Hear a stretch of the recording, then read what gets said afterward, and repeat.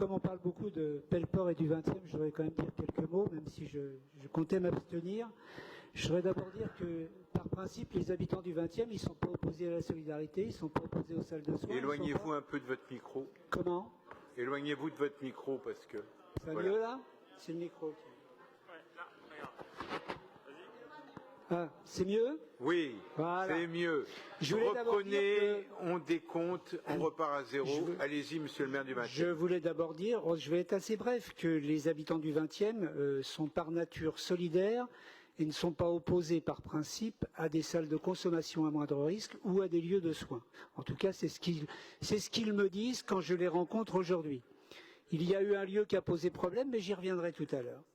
Moi, ce que je voudrais dire par rapport à ce que je viens d'entendre, les addictions, c'est un parcours en escalier. On monte une marche, on en descend deux, puis on remonte.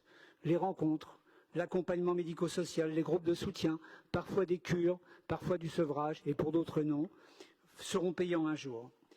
À Paris, les dispositifs Assor et Phase le démontrent chaque jour, mais aussi ailleurs, les communautés thérapeutiques, il n'y en a pas loin, d'ailleurs, il y en a une à Aubervilliers. La marche suivante, je dirais, où les gens vont rester plus longtemps, marche également. Aujourd'hui, je me souviens en vous écoutant de l'installation des CARUD, ou plus loin de la réduction des risques, que de cris, que de haine à l'époque. On l'a oublié grâce au sérieux des associations et grâce au fait que, effectivement, une structure installée et bien gérée, eh bien, elle vit sa vie et elle ne pose plus de problème.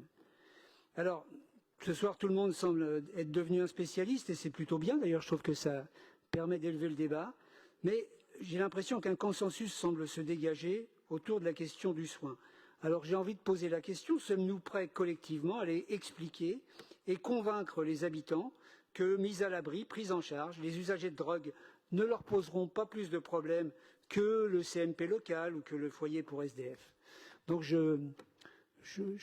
voilà, j'espère que nous pourrions arriver à un moment donné à un consensus et j'ai l'impression qu'il se dégage quand même pas mal et qu'on puisse aller ensemble convaincre. Alors oui, on prendra des précautions, on sera pas trop près d'une école, pas trop près d'une église, pas trop près d'un café peut-être, mais je pense qu'on peut arriver à quelque chose si on se met autour de la table et je sens quand même un peu de raison autour de cette assemblée, je tenais à le dire, donc chiche, merci.